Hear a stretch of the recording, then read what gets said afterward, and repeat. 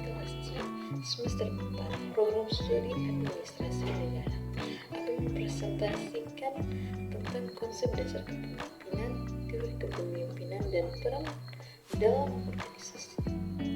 Baik, yang pertama, konsep dasar kepemimpinan. Pengertian kepemimpinan secara etimologis, kepemimpinan dapat diartikan sebagai berasal dari kata dasar pimpin atau lead yang berarti membimbing atau tuntun.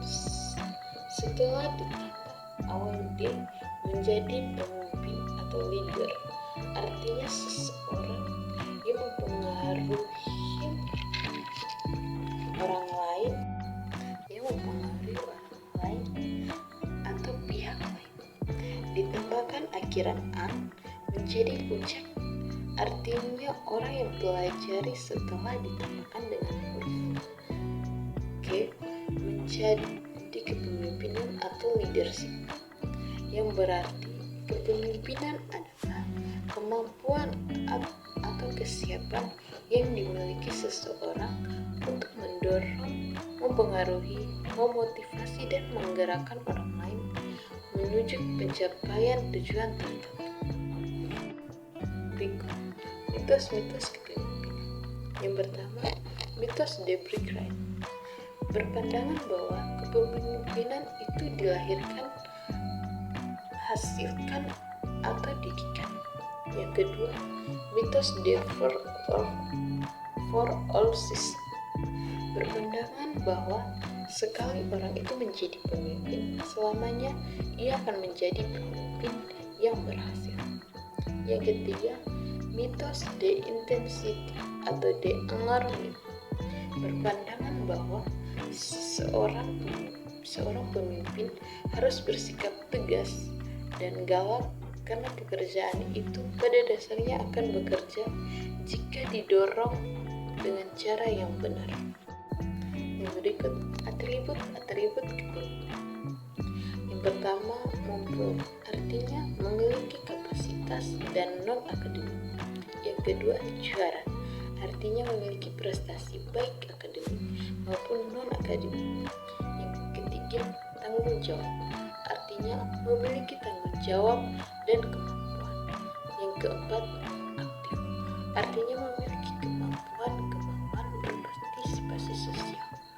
Yang kelima, tidak sebaliknya, memiliki status sosial ekonomi yang lebih tinggi dibandingkan orang-orang yang dipimpin. Tipe-tipe pemimpin. Yang pertama, the philosopher statement. Pemimpin ini dibutuhkan untuk menjalankan pemerintahan secara cerdas dan bijaksana. Yang kedua, the military commander. Pemimpin ini dibutuhkan untuk mempertahankan negara dan melakukan penyerahan jika diperlukan. Yang ketiga, the businessman. Pemimpin tipe ini dibutuhkan untuk menyediakan dan memenuhi kebutuhan dasar rakyat atau warga negara, yang di dalamnya ada sandang, pangan, dan pakan. Kedua, teori-teori yang termaksud dalam kepemimpinan. Yang pertama, teori klasik. Teori klasik adalah kepemimpinan yang ditandai oleh sifat dominan, direktif, otoritatif, dan para pengikut harus patuh atau taat melaksanakan perintah pimpinan. Beberapa teori klasik antara lain: yang pertama, teori kepemimpinan sifat atau trait theory. Teori kepemimpinan sifat merupakan teori kepemimpinan yang didasarkan asumsi bahwa terdapat ciri-ciri tertentu yang dimiliki individu sebagai pemimpin. Contohnya, seorang yang memiliki sifat seperti empati, keadilan, dan kemampuan memecahkan masalah yang mungkin dipilih menjadi ketua dalam suatu komunitas karena mempunyai kemampuan untuk memimpin dan melayani anggota komunitas. Yang kedua, teori kepemimpinan situasi. Teori kepemimpinan situasi ini fokus terhadap pada fenomena kepemimpinan di dalam situasi yang unik yang membutuhkan gaya kepemimpinan yang berbeda serta dapat menyesuaikan gaya mereka terhadap tuntutan situasi yang berubah. Contohnya seperti membela bawahan, bersedia berkonsultasi dengan bawahan, dan memberikan masukan kepada bawahan. Yang ketiga, teori kepemimpinan. Teori kepemimpinan kelompok ini lebih menekankan pada upaya memberi tekanan seimbang baik pada pekerjaan ataupun hubungan antar personal yang mendorong partisipasi kelompok yang tinggi dalam organisasi sehingga mampu memenuhi kebutuhan dasar bawahannya. Contohnya, apabila pemimpin memposisikan dirinya di depan, maka pemimpin harus mampu memberikan keteladanan atau contoh yang baik bagi kedua, teori kontingensi.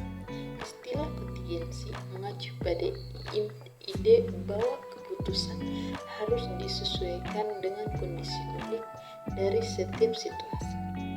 Ada beberapa kontingensi yang telah dikembangkan, yaitu yang pertama, teori kepemimpinan kontingensi mengajukan bahwa keberhasilan seseorang pemimpin tergantung pada sejumlah faktor situasional seperti tingkat kepercayaan bawahan dan hubungan antara kepemimpinan dan bawahan.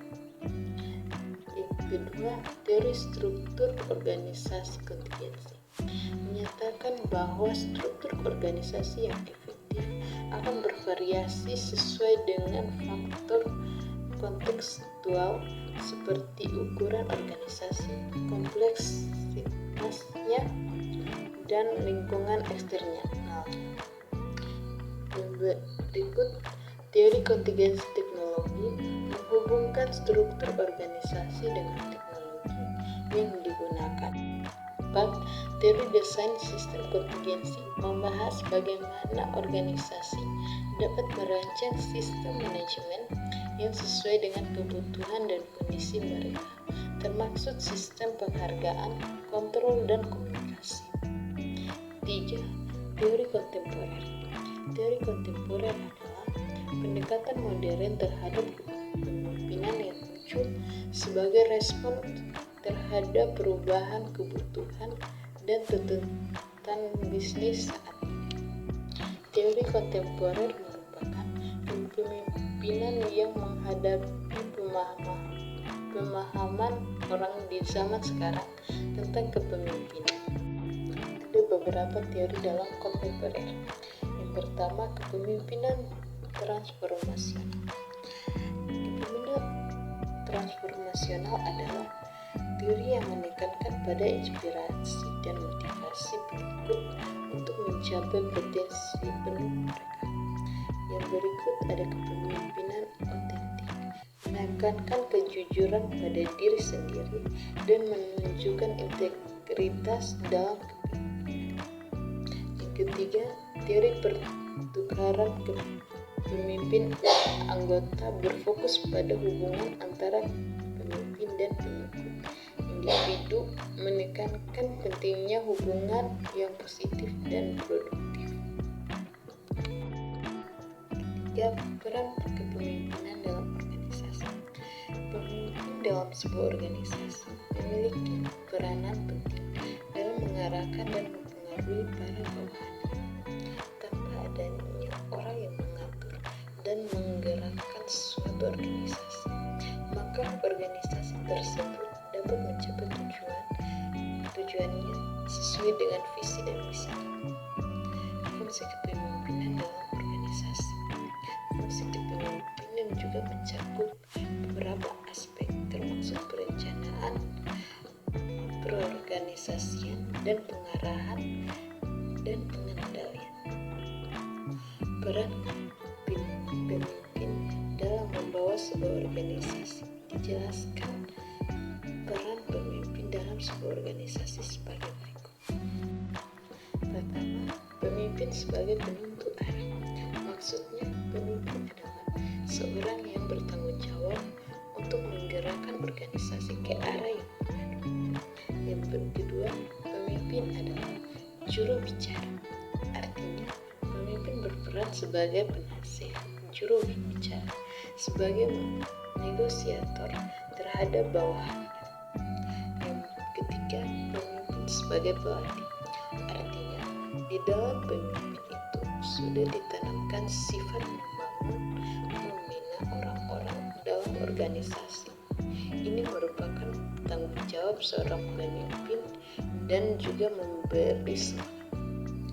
Keempat, pemimpin sebagai agen perubahan dalam posisi untuk masa yang akan datang. Pemimpin mempunyai pengaruh mengambil keputusan dan berubah. Tugas kepemimpinan. Tugas kepemimpinan pada dasarnya meliputi dua bidang utama, yaitu tujuan organisasi dan kekompakan yang dipimpinnya. Sekian pembahasan materi dari saya. Mohon maaf apabila ada kesalahan atau kekeliruan dalam penjelasan. Saya mohon maaf karena setiap manusia tidak akan pernah luput dari kesalahan. Sekian dan terima kasih.